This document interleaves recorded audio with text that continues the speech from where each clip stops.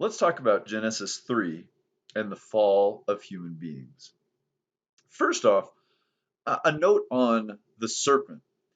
The serpent is not an opposite to God. This is something that's really striking in the Genesis story. You know, in many cultures, there's an understanding that you have kind of these equal and opposite principles. You've got a principle of good, divine principle of good, and you have a divine principle of evil, and the two are in constant conflict with one another. That's not a Jewish or Christian understanding of the way that things work. Rather, you can see in the Genesis story that the serpent was created by God. It says at the very beginning of Genesis 3, now the serpent was more subtle than any other wild creature that the Lord God had made. This is important because it means that the serpent is made good. It's made by God. It's part of his creation. It's not some sort of like contrasting dualistic principle of evil that's equal to the principle of good. No, it's a creature. It's a creature that just has chosen to do evil. Now, in the Christian tradition, the serpent is often identified with the devil, with Satan. And if we think of it that way, you can think of God making a beautiful angel, a good angel, who then, through his own freedom, falls, sins, and becomes the tempter of Adam and Eve, leads them to their own sin. But that's a lack of virtue in the free being that was created, a moral evil. It is not evil itself, as if evil could become incarnate. No, evil's a privation. It can't be the opposite of good. It's just a wound within it. Okay, temptation. If you look at the temptation of Eve, there's a lot of insight. It works the way that many temptations work. There's basically three things that the serpent does. Uh, First, the serpent exaggerates what God has asked them to do. God asked them, don't eat of the tree in the center of the garden. Now they've got all these other trees to eat from. But the serpent exaggerates and he says, well, did God tell you you can't eat of any tree of the garden? Okay, so we get this exaggeration. Think about it like this. You know, if you had, sometimes people might want to act against their parents. Their parents tell them not to do something. I say, you never let me do anything, right? You never let me do one single thing that I want to do. Now, that's probably not true. It's probably quite an exaggeration, but it's how that temptation works. We make the problem bigger. We use hyperbole to make it seem like, well, look how much I'm in the wrong. Okay, the serpent does exactly that. Now Eve responds, no, it's just the one tree. And then the serpent comes back and says, well, look, God doesn't want you, it's not because God wants to keep you from dying. No, you won't die if you eat of that. Rather, if you eat of the fruit of the garden, you'll become knowing good and evil. God doesn't want that. That's basically the implication. God doesn't want you to have his power. God doesn't want you to have good stuff. So the first thing he did was exaggerate. Now, what's the second thing? He's attacking the motives of God. He's telling Eve, look, his motives are bad. He doesn't want you to be like him. He doesn't want you to have good stuff.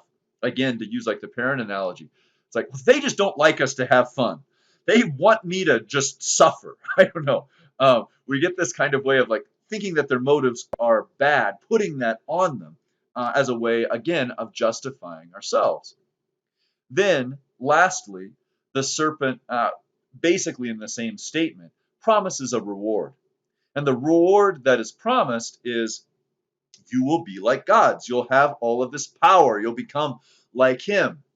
Well, again, there's always temptations that are promised. If the temptation is to go off to do something that one's parent said you can't do, then it's a promise of a reward. Oh, that'll be fun. Oh, that'll be something that's really great. And that becomes the last stage of the temptation. So the serpent, through exaggeration, through attacking the motives of the one who's prohibiting a particular action, and through promising a reward, acts in a way that happens in a lot of the temptations that we have in our own lives. So it might be wise to look at those things and to see how are we letting ourselves be tempted. Are these different things there? Exaggeration, attacking of motives, and and the promise of a reward that often is not so great as we present itself to ourselves to be. Okay, then going on to the uh, the results of the fall. So Adam and Eve eat of the fruit, they sin, they fall. And then afterwards, once they've hidden away from God in the garden and he goes and finds them, there are things that God uh, says to them that they're going to have to suffer, that they're going to go through now because of their sin. I think of these curses as not being things that God is causing, that God is choosing to give them as punishment for their sin. Rather, it seems to me that what Genesis is expressing is the natural result of sin. The natural result of sin is the wounding of relationships. And here, what we see in these so-called curses and just in other details in the story, we see the wounding of relationships at four different levels. The wounding of relationships between human beings and God, the wounding of relationships between two human beings, the wounding of relationships between humans and creation, and fourth, even the wounding of the relationship between a human and their own self. Where do we see this? Okay, well, the relationship between humans and God. What's the first thing that they do when they recognize that God is in the garden? They go and hide. They don't want to be seen. I was thinking about it. A good definition of prayer is letting yourself be seen by God, opening up your heart in such a way that everything in you is open to God. Well, they do exactly the opposite. They close themselves off. They make themselves as much as they can hidden from God. Now, of course, you can't hide from God, but you can sure try, and that shows the woundedness in their relationship. Another aspect of the woundedness of their relationship is that Adam, when he talks to God, he says to him, "This woman that you put here with me, she gave me the fruit, and I ate." In other words, he's putting the blame off of himself onto the woman, but also onto God, right? That you put here with me. If you hadn't given her to me, this woman that just right a few verses ago I was so delighted about, but you put her here with me, and look, she caused me to sin. It's her fault, and it's really your fault, God, because you created her. So we see hiding from God and blaming God because of the guilt that has come about because of sin. And that's what we tend to do. We tend to hide from God because of sin. Sin brings about this kind of wounding in our relationship with God. Now, relationship with other human beings, we've already seen the relationship between Adam and Eve is wounded by this sin. Adam starts blaming her. This woman, she gave me to eat, right? Um, so we see that particular wound that has come into their relationship. He wants to blame her, this woman that before he expressed such love for, and now after sin, that he's willing to push off the blame onto her rather than taking responsibility for his own actions. All right. Um, we also see the wound of sin in what's said to the woman that her desire will be for her husband, and her husband will lord it over her.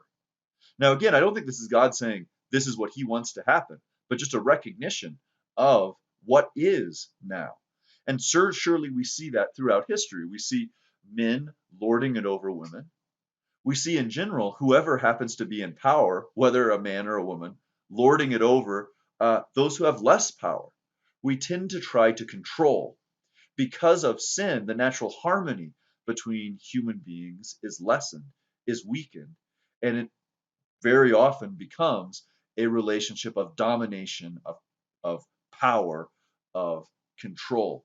So we see that wounding in the relationship of human beings with one another. Sin takes us out of our harmony with the order of things as God has made it. And therefore it brings about this kind of whole host of wounds, two of which we see here, one being the blame of others, the other being domination and control over others. Okay, then relationship between human beings and creation. That's wounded, and we see that in what's said about the relationship of the man to the ground. Now, in tilling the ground, it's not going to be easy. Apparently, before, he would have tilled the ground and the right things would have come up at the right time in the right place, and so on. What will happen now is thorns and thistles will grow out of the ground. In other words, the earth is no longer in harmony with human beings. Human beings have lost this particular gift of order and tranquility between us and creation. Now, the thorns and the thistles are going to grow and to wound us and to make it harder to till the earth. It's going to be with the sweat of our brow. It's going to be very, very difficult to work with the earth. There's going to be all sorts of things in the earth that will kill us or wound us. And that comes about because of the fall, the wounding of relationship between human beings and creation.